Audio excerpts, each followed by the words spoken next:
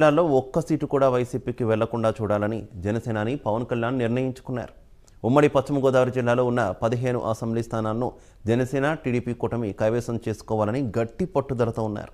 ముద్రగడ పద్మనాభం లాంటి కీలక కాపు నేతలు కూడా జనసేనలోకి చేరేందుకు పరిస్థితులు అనుకూలంగా ఉండడంతో ఈసారి కాపు ఓటర్లంతా గంపగుత్తగా జనసేన టీడీపీ కూటమికి ఓటు వేసే పరిస్థితులు కనిపిస్తున్నాయి.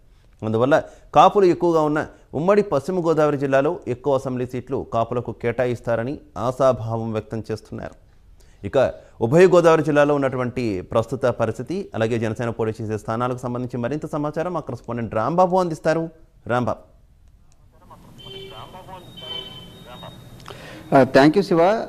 ఉమ్మడి పశ్చిమ గోదావరి జిల్లాలో మొత్తం 15 అసెంబ్లీ స్థానాలు ఉన్నాయి. 15 అసెంబ్లీ స్థానాల్లో అత్యధిక స్థానాల్లో జనసేన అభ్యర్థులు టికెట్లు ఆశిస్తున్న పరిస్థితి ఉంది. ఎందుకంటే పవన్ కళ్యాణ్ పవన్ కళ్యాణ్ ఒకటే చెప్పారు, ఏదైతే ఉభయ గోదావరి జిల్లాలో మొత్తం పశ్చిమ గోదావరి జిల్లాలో ఉమ్మడి పశ్చిమ గోదావరి జిల్లాలో 15 స్థానాలు, ఉమ్మడి తూర్పు గోదావరి జిల్లాలో 19 స్థానాలు, 34 స్థానాలు కూడా క్లీన్ స్వీప్ చేయాలి, వైసీపీకి ఒక్క సీటు కూడా రాకుండా చూడాలనేది జనసేనాని పవన్ కళ్యాణ్ చెప్పడం జరిగింది.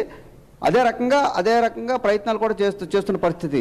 ముఖ్యంగా ఉమ్మడి పశ్చిమ గోదావరి జిల్లాలో కాపు సామాజిక వర్గాలు ఓటర్లు చాలా ఎక్కువగా ఉన్న నేపథ్యంలో ఖచ్చితంగా ఎక్కువ స్థానాలు కూడా కోరటం జనసేన అయితే కోరుతున్న పరిస్థితి ఉంది. ముఖ్యంగా చూసుకుంటే నరసాపురం, భీమవరం, అదే రకంగా తణుకు, తాడేపల్లిగూడెం, నిడదవోలు, గోపాలపురం, ఉండి, ఏలూరు, ఉంగుటూరు మొత్తం 15 అసెంబ్లీ స్థానాలకు గాను 9 అసెంబ్లీ స్థానాలు జనసేన అయితే ప్రస్తుతానికి అయితే అడుగుతున్నట్టుగా సమాచారం. ఈ 9 నియోజకవర్గాల్లో కూడా బలమైన అభ్యర్థులు కూడా ఉన్నారు. కాపు సామాజిక ఓటర్లు కూడా ఎక్కువ సంఖ్యలో ఉన్నారు.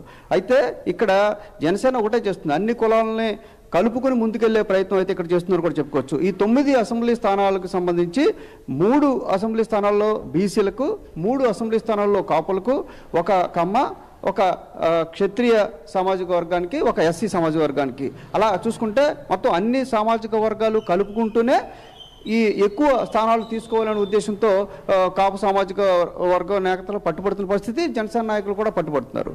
ఈ మూడే కాకుండా కూడా మిగతా పోలవరం కానీ, గోపాలపురం కానీ, ఆచంట కానీ, ఇక చూసుకుంటే జిల్లాలో ఈ నియోజకవర్గాలు కూడా అత్యధికులు కాపు ఓటర్లు ఉన్నారు. కాబట్టి ఖచ్చితంగా ఈసారి కాపు సామాజిక వర్గ నేతలందరూ కూడా, ముఖ్యంగా ముద్రగడ్డ పద్మనాభం లాంటి వారు కూడా జనసేన వైపు చూస్తున్న నేపథ్యంలో గంప గుర్తుగా అందరూ కూడా జనసేనకి ఓటేసే విధంగా సిద్ధమవుతున్న పరిస్థితులు అయితే ఉన్నాయి.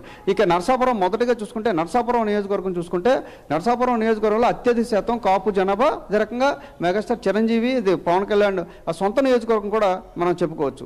అక్కడ కాకపోతే అగ్నికుల క్షత్రియులు పవన్ కళ్యాణ్కి అక్కడ పోటీ చేసే అవకాశాలు ఎక్కువగా ఉన్నాయి. అయితే అక్కడ పవన్ కళ్యాణ్కి ఇస్తారా, లేకపోతే అగ్నికుల క్షత్రియులు కూడా కాపుల తర్వాత ఎక్కువ సామాజిక వర్గం ఉన్న నేపథ్యంలో అక్కడ అగ్నికుల క్షత్రియులకు కేటాయిస్తారనేది చూడవలసి ఉంది. తర్వాత చూసుకుంటే భీమవరం, పవన్ కళ్యాణ్ గతంలో పోటీ చేసి ఓడిపోయాడు కాబట్టి ఖచ్చితంగా అక్కడి నుంచి పోటీ చేసి పోయించట ఎదుర్కోవాలని సీనియర్ రాజకీయ నాయకులు జగన్ హరిరామజగ వంటి నేతలు కూడా చెప్తున్న పరిస్థితి.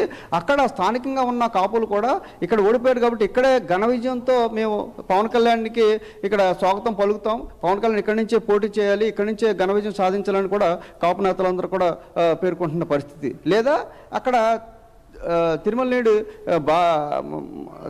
మల్లేడి తిరుమలరావు అంటే బాబీ, అతనికి కూడా ఇచ్చే సీట్ అయితే ఇచ్చే అవకాశాలు కూడా ఉన్నట్టుగా కూడా జరుగుతుంది. అదే రకంగా ఉమ్మడి జిల్లా అధ్యక్షుడు ఎవరైతే చిన్నబాబు ఉన్నారో, చిన్నబాబు కూడా అక్కడ ప్రధాన నాయకుడిగా కూడా కొనసాగుతున్న నియోజకవర్గం అన్ని కూడా చూసుకుంటున్న పరిస్థితి ఉంది. మరోపక్క తాడేపల్లిగూడెం చూసుకున్నట్టయితే, తాడేపల్లిగూడెం నియోజకవర్గంలో అత్యధిక సంఖ్యాకులు కాపులు. అది నియోజకవర్గం ఒక డిఫరెంట్ నియోజకవర్గం కూడా వస్తుంది. అలా చూసుకుంటే అక్కడ బొలిశెట్టి శ్రీనివాస్ ఉన్నారు. మొదటి నుంచి కూడా పార్టీని గెలిపించే దశగా ఆయన మొదటి నుంచి ప్రయత్నాలు చేస్తున్నారు. ఈ ప్రజారాజ్యం స్థాపించినప్పుడు కూడా జిల్లాలో పాలకొల్లులో చిరంజీవి ఓడిపోయినప్పుడు కూడా తాడేపల్లిగూడెంలో మాత్రం ఈలనాని విజయం సాధించారు ప్రజారాజ్యం తరఫున. అంటే కాపులు బలమైన నియోజకవర్గంగా కూడా తాడేపల్లిగూడెం చెప్పుకోవచ్చు. అందువల్ల అక్కడ మొదటి నుంచి కూడా బొలిశెట్టి శ్రీనివాస్ చాలా బలంగా తిరుగుతున్నారు. ఆయన మున్సిపల్ చైర్పర్సన్గా చేస్తున్న పరిస్థితుల్లో మున్సిపాలిటీ మీద పట్టున్న నాయకుడిగా ఉండటంతో ఖచ్చితంగా అతనికి ఆయనే అక్కడ ఎమ్మెల్యే సీట్ ఇచ్చే అవకాశాలు స్పష్టంగా కనిపిస్తున్నాయి. పక్క చూసుకుంటే తణుకు నియోజకవర్గంలో కాపు సమాజ వర్గం ఎక్కువగా ఉన్నప్పటికీ కూడా మొదటి నుంచి కూడా విడివాడ రామచంద్రరావు కమ్మ సామాజిక వర్గానికి చెందిన విడివాడ రామచంద్రరావు మొదటి నుంచి ఇన్ఛార్జిగా వస్తున్నారు.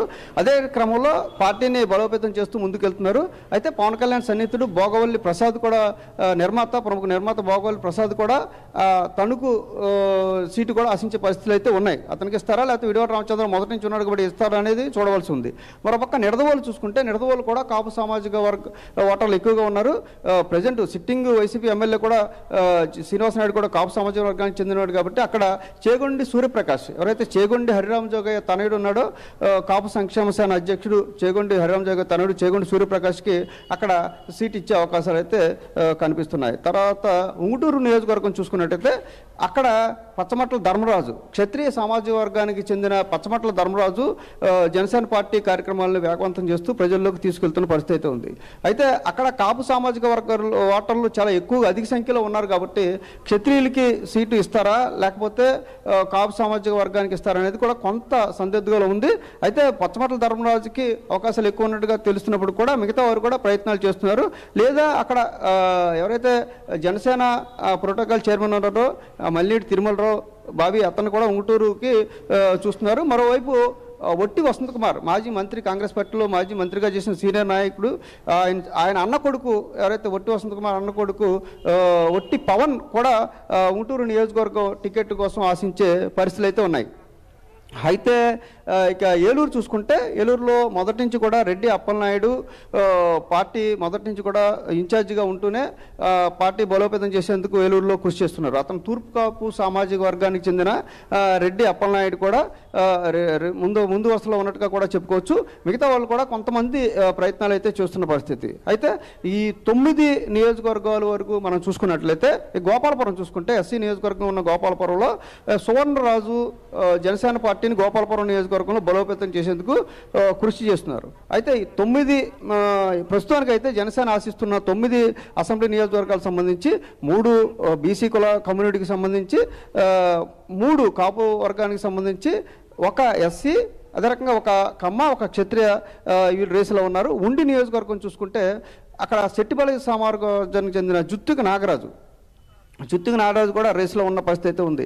ఇవే కాకుండా పాలకోలు చూసుకుంటే కాపులు అత్యధిక సంఖ్యలో ఉన్నారు. కాకపోతే అక్కడ sitting MLA TDP sitting MLA Nimmala Ramarayudu ఉన్నాడు కాబట్టి అక్కడ అడిగే పరిస్థితి లేనట్టుగా కూడా కనిపిస్తుంది. ఉండిలో మాత్రం టీడీపీ ఎమ్మెల్యే సిట్టింగ్ ఎమ్మెల్యే ఉన్నప్పటికీ కూడా అక్కడ ఒకవేళ బీసీకి ఇవ్వాల్సి వస్తే అక్కడ జుత్తుగా నాగరాజు సెట్టిపల్లి సామాజిక వర్గ ఓటర్లు కూడా ఎక్కువ ఉన్నారు.